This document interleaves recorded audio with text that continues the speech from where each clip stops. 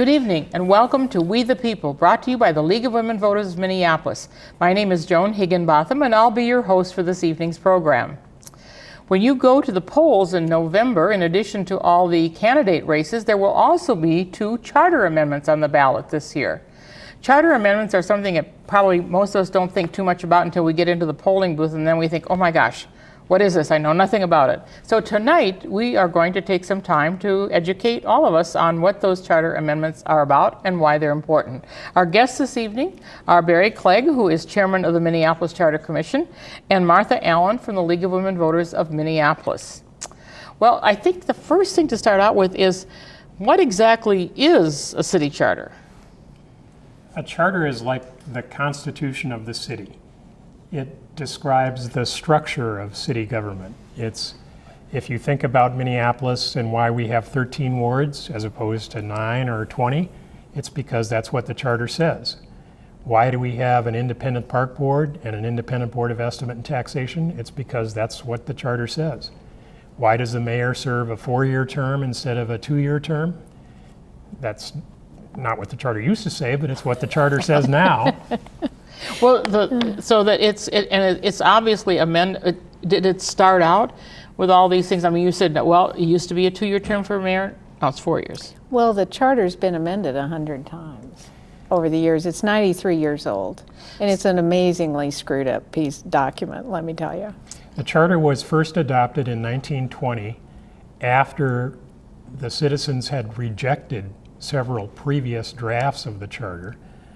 Why? The Charter Commission tried, I think, a strong mayor system. It tried a weak mayor system. It tried all kinds of things. And there was always resistance by someone. And charter change and charter adoption is very hard if there's any organized resistance. So what was ultimately done is they just took all the state special laws that applied to Minneapolis and put them together, and that was the charter. So they were a disorganized jumble in 1920, and it's been amended over 100 times, as Martha said, so it's even messier now. Well, so it's been amended. Now, how does it get amended? Either by a 13-0 vote of the city council or on the ballot. So in other words, it has to be a unanimous vote of the council to be amended without going before the voters. It has to be a unanimous vote of the council. It has to be approved by the mayor and by the Charter Commission. Right. So for those things to happen, it has to be a relatively innocuous change. And those do happen with some frequency, but it's usually just to comply with some oddity in state law or to conform to state law. It's not usually a But 100 times, that's almost one change a year. Pretty much. The Charter Commission can put an amendment on the ballot, and the City Council can put an amendment on the ballot, and citizens can petition to put an amendment on the ballot. So there are 3 ways it can get on the ballot. But how much do we really know about what's in it? Well, have you tried to read it? No. It's an amazing document. It's full of all kinds of stuff that really needs to be taken out, and that's what the plain language charter is going to do if it passes. I mean, it's things like you can't swim across the city lakes. That's against the law. And that's in the charter. That's in the charter. You can't sell a loaf of bread that weighs more than a pound. It talks about stables and what kind of hay you can have in the stables, the width of the tires on trucks that are pulled by horses, all kinds of stuff. The council to regulate the discharge of steam from locomotives, and the city council has the authority to erect a gas works for the purpose of lighting the public streets. Oh, there really? you go. Oh, yeah. Oh, and sprinkling of streets to keep down dust and manure and stuff. Now that, there were it wasn't more than about 40, 50 years ago that there were still lots of alleys that weren't paved and stuff, but come on, we don't need sprinkling of streets But much now, anymore. has it ever been amended to take things out? Not very often. It's just adding things to. Pretty much, I think, and people have the attitude, I think, of the city charter of, well, we'll just ignore that stuff. I mean, that stuff really is silly, so let's just put that over here. Well, I don't think in a document that's the constitution of your city, you really ought to have stuff in there that you just tell your kids, oh, just ignore that. For example, the charter still has a complete article, a whole section of the charter, dealing with the library board, which hasn't don't existed have. since 2008. Yeah, That is correct. But nobody deleted it. I mean, I'm Nobody surprised deleted it. that somebody didn't just say, well, we should really take that out, but nobody did that. Well, see, again, it's just because people, in a very real sense, I think people ignore the charter. People being who? In City Hall and the voters as Because well. we don't really know We don't pay any, voters don't pay any attention. what's going on. Well, now you mentioned before the plain language charter. Is that a term of art? I mean, where does that term come from? Plain language is a style of writing, so it is a term of art. It's proposed by some legal scholars. It's quite understandable. It's written in plain English and it's written in modern language, so it's easier to understand. So what we're aiming for with this amendment is to have a plain language charter in Minneapolis. Correct. Correct. The existing charter, for example, uses the word doth, as in the lady doth protest too much. So it harkens back to Elizabethan English. Wow, that's more than 90 years. That was antiquated in 1920, and it makes no sense at all now. Wow. Yeah. My next question was going to be, why are we doing this? And you sort of have already answered that. Well, I think Barry can speak to that very clearly, but the League wants both of these amendments. Remember, there are two Right. amendments on the ballot because we have to have a separate one to take care of the liquor licensing issues. But I think Barry can speak to that very clearly, that we just want to be able to pick up the document that runs the city and say, if I need a permit to open a small business, where do I go? Who do I talk to? I defy you to figure that out now. Theoretically, one would go to the charter. Well, look at how least to we've figure out the structure of the city government and the various departments you're relationship going to need between to the deal with. departments and who's going to appoint those department heads, et cetera. So Well, now, I read in the information that 70,000 words in the present one?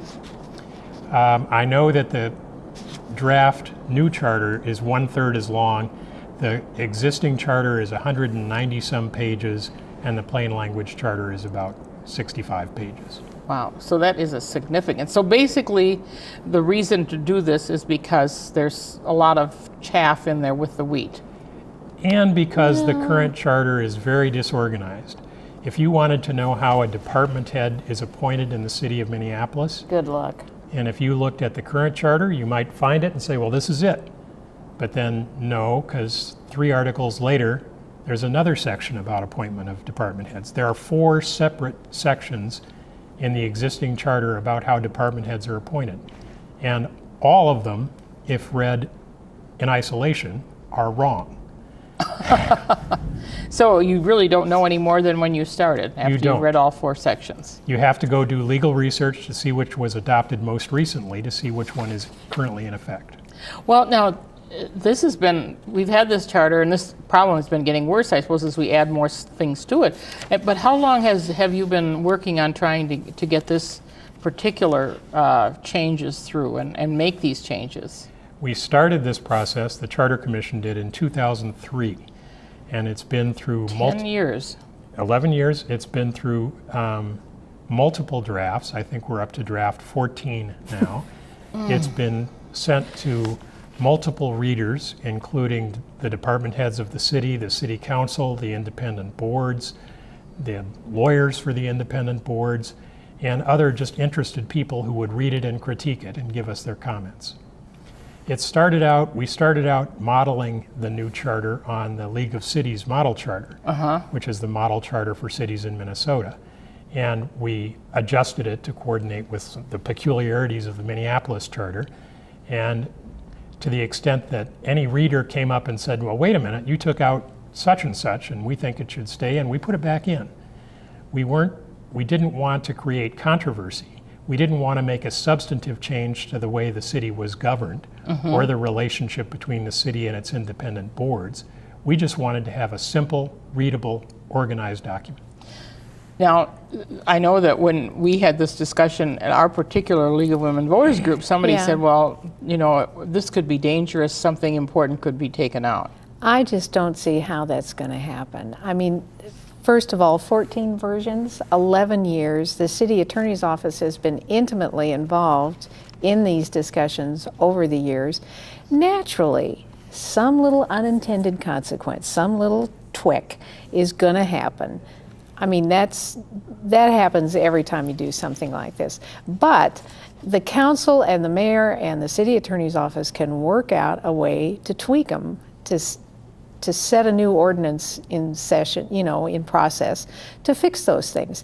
In this document, it gives a full calendar year before this would go into effect. So that gives the city attorney's office plenty of time to write the new ordinances, to educate the council members, to get the council members, you know, opinions, because there are going to be some new ones on the council and a new mayor.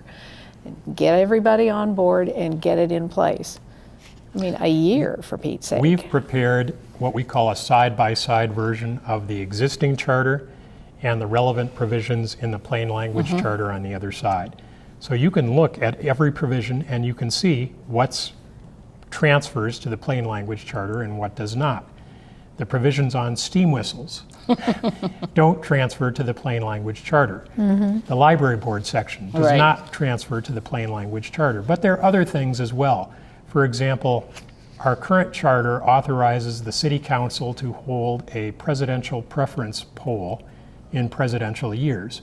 We took that out because it's not required. The city council can do that under state law. There's no requirement to have it in the charter. So it's not in there, but it's still possible to do it. It's still possible to do it, and it's not necessary.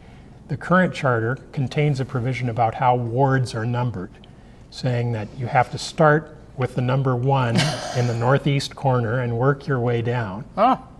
But that's actually inconsistent with another provision in the charter, which says that when you redistrict, the new district with the greatest number of residents from an old ward has to take that ward number. So Think about it. It's confusing now, so we took out the numbering of the ward section. So just And if the city council wants to put it back in, they can do it. they can do it. They can pass an I ordinance. must say now, this gigantic volume at your feet is the side-by-side comparison, which gives you a little bit of an idea of the work that went into that. This includes the old charter, the new charter, and the side-by-side version with the new charter compared to the old charter and vice versa. It runs both ways. And this is all available online on the Charter Commission's website. And we are going to have at the end of the show a couple of websites that you can go to. One with the interview that you had with Mayor Fraser about the amendments, and then the other one that gives the language of the charter amendments as well. So people can, if you want more information, we've got it available to you. So that's good. Well, now one of the other questions I asked about what was there citizen input? Now, I know you talked about the council and the department heads, but did you actually talk to the citizens? We had multiple public hearings. And did anybody come? People came, not very many. It's hard to get people interested in charter change, Well, especially why do you think when we're doing it tonight? We want to make sure people know. I mean, I think it's really important, but it is sort of one of those things that especially when our goal is not to make any substantive changes. I mean, if we proposed a substantive change, you can bet we'd hear from people who were either in favor of it or opposed to it. Yes. But we're trying to keep the way that our city works the same as it is today. And we're trying not to make those kinds of substantive changes. The League has overwhelmingly, wholeheartedly supported this plain language charter, both provisions that'll be on the ballot, because we've studied city government inside and out, for generations with the League. The last time was about 7 years ago. We did a big study of Minneapolis city government, and we promote constantly transparency. I mean, you hear these words all the time, but they're important. Transparency, accountability, flexibility. And I think particularly the plain language charter gives the city more flexibility. As Barry was pointing out, try to figure out how to appoint somebody sometime. I dare you to try to figure it out.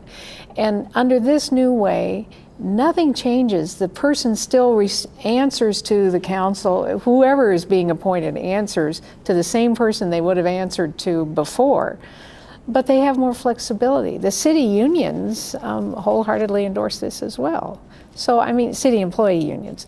So it just makes more sense. We're in the 21st century. Let's get a working document. It's kind of like, I think, when the city started 311, so you didn't have to keep calling individual departments, you know, like to if you garbage or whatever. God, that's a wonderful service. You know, you just hit the little thing and say which one you need to talk to, and it's great. Well, why can't the city charter also be that flexible and that accessible to just me, the taxpayer, sitting out there wondering, what is the city doing now? The city clerk himself, who is perhaps one of the people who has the most need to reference the charter, has told me that when he can't find something in our charter, he looks at the plain language charter, where he finds it right away. Oh, you mean your draft? He looks at the draft, he finds it right away, and then he uses the cross-reference tool to find it in the existing charter. Yeah. So and in some instances, already being used. It's already being used. Well, now, we should clarify the fact that there are two amendments on the ballot, and you mentioned that before, and there's a difference between the number of voters that have to support it, the liquor part of it, is that right? The garden variety charter change requires a 51% vote of the electorate, but a change to any provisions dealing with liquor law requires a 55% approval. It's a supermajority, and it's required by state law. It's not in the charter. So we have to have the liquor law provisions separate from the rest of the amendment. But let's be clear about that. It's 51% of those voting on that issue. Correct. This is not That's what like I wondered about. I was going to ask you about that. this is not like the state constitution where somebody who doesn't vote is counted as a no vote. This is just the percentage of those voting on the question. But we really hope, I mean, the league at least really hopes that people will scroll down to the bottom of the ballot beyond all those 35 mayoral candidates and all the council candidates and everything, and find these two provisions and support them and vote for them. They will be at the bottom of the second page of the ballot. That's what I was going to ask. So people, now you know where to look. Second page, bottom. Don't pass Just them keep going. Don't give up yet. That's right. They're there. Well, you've made it sound like this is sort of really supported by everyone, but now I understand the council's neutral? The council hasn't taken a position.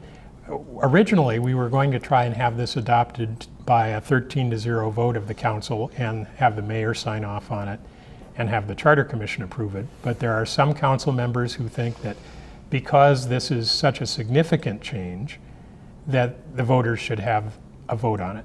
So Now, is there anybody who actually is out there opposing it? I don't think so actively. Barry may know better than I, but there are people who say, well, come on, do we really need it?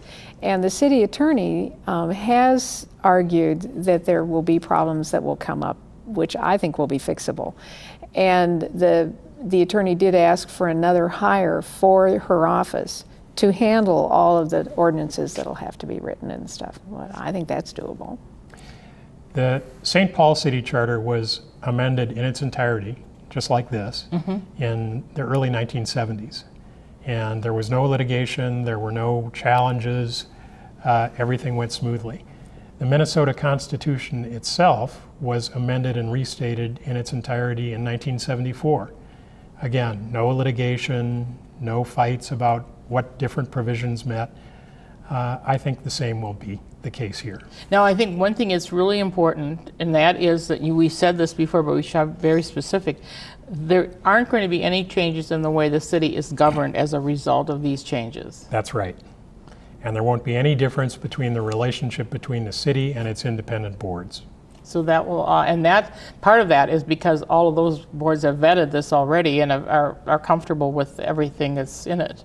I think the only person who made it to every single meeting was the lawyer for the park board, who wanted to make absolutely sure that that was the case. Everything worked out. And now, one thing that was and it did. I mean, they did. They said, okay, we It's can good. live with this. We can live with this. And since the library board is gone, we have no. We don't care what they think because they're not there yet. to talk. I was interested in. It said that many things would be changed from taken out of the charter and changed to ordinances. What exactly does that mean? I mean, what is the difference, sort of? The difference is a charter amendment takes a vote of the public, a 51% vote of the public. So to repeal a charter provision would take a 51% vote of the public. But to repeal an ordinance or to adopt an ordinance just takes a majority of the council, or with a mayoral veto, 9 members of the council. So in other words, it's going to make it a lot easier to change certain things, or in the city, without you don't have to go to the charter. Again, we erred on the side of including things in the plain language charter. So anytime anybody came to us and said, we think that's important enough to be in the charter, we put it in the charter. It's things like the numbering of wards or the presidential preference poll. We pulled those out. Nobody came to us and said, no, we really have to make sure that the wards are numbered in this way. So, you know, if the city council wants to adopt those kinds of ordinances, they can do so. Now, I just really can't believe that it actually took that long to go from what we had to what we might have in the future. Were there years along the way where nobody did anything? I mean, you know, was this something that people have really truly been working on for 10 years, or was it? Yes. People have truly been working on it for 10 years. Its longest resting place was at the city attorney's office. The city attorney's office took 3 years to review the charter and had a number of recommendations for change, all of which were incorporated.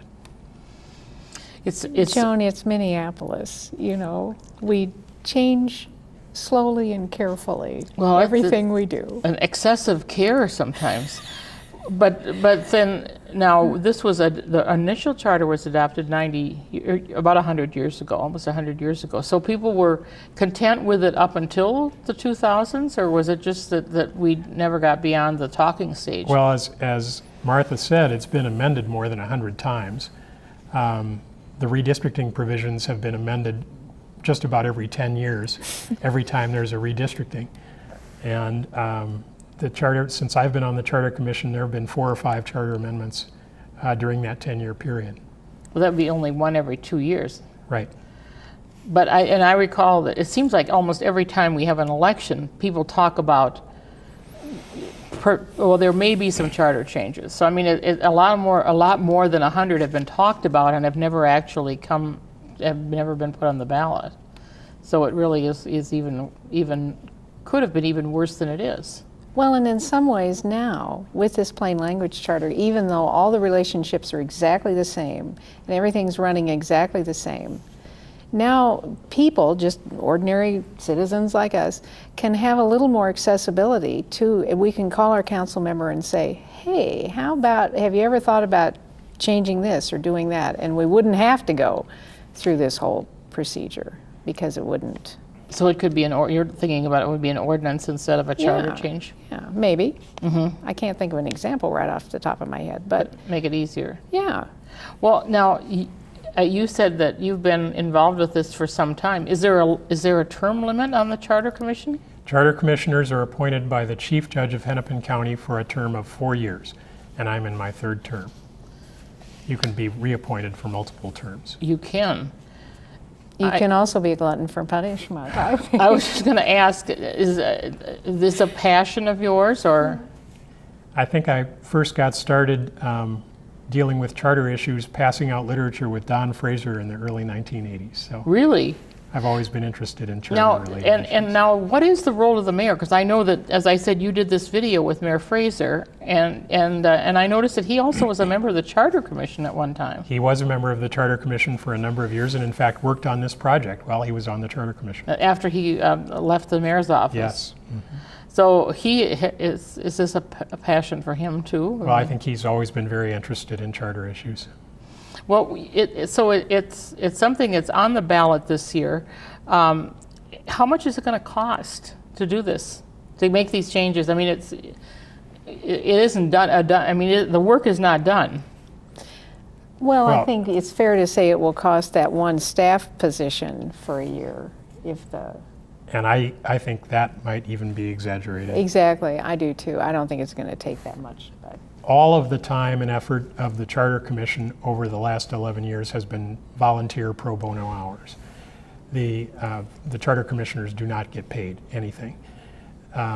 So it may take some additional time of the City Attorney's Office if this is adopted. It may take a little focus by our council members if they're considering things for ordinances, but I don't think there will be a marginal cost to the city at all. yeah, That makes it even better yeah. then. Well, as we look around the metropolitan area, are there any other cities that have had the kind of charter that we now have and have changed it in addition to St. Paul? There are new charter cities all the time. There are a lot of cities that are statutory cities but do not have charters. Cities can elect to have charters. And some cities, mostly far out suburbs, are just getting to the point where they're saying, maybe we should have a charter. So when you say statutory cities, does that mean that they just have ordinances, they don't have a charter per se? They don't have a charter, they're governed by state law. Now, See, having a charter gives a city some unique powers. For example, a city with a charter can repeal a state special law if it chooses to. If the state adopts a special law that applies to a city, you can propose an amendment to a city charter to repeal that special law.